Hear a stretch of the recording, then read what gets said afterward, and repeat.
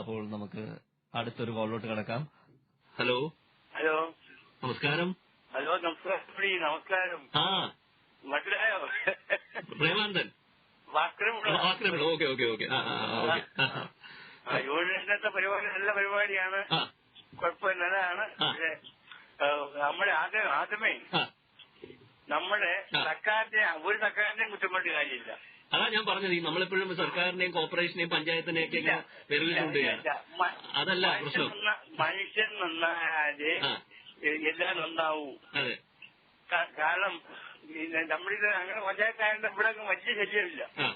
ഇവിടെ പഞ്ചായത്തിനെ കൊണ്ടുപോകാൻ 50 രൂപ കൊടുത്താലും വന്ന് ഇപ്പോഴത്തെ കവറുകളൊക്കെ കൊണ്ടുപോകും. അല്ല കാരണം ഇവിടെ മേച്ച് വരുന്നില്ലല്ലോ. എല്ലാം ഉണ്ടെങ്കിൽ സ്ഥലത്ത് കുട്ടികളൊക്കെ പട്ടി വന്ന് അതുകൊണ്ട് പോകും.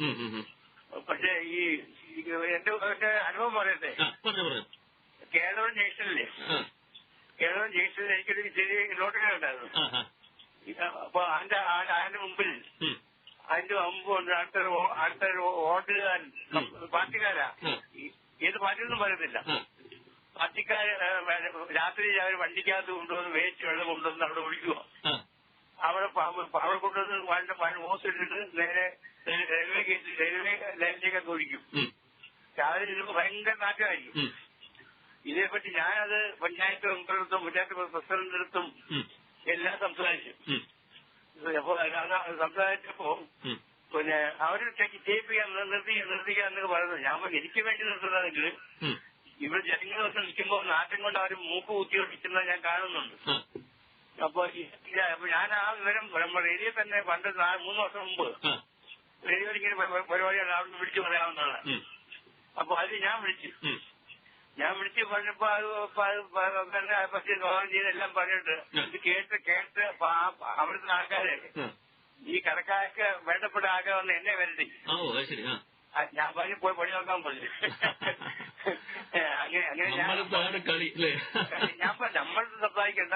ഞാനിപ്പോ പോകാത്ത എനിക്ക് കണ്ണ് സൂര്യത്തോടും പ്രായമായതുകൊണ്ടോ ഞാനിങ്ങോട്ട് നിർത്തിയതാ.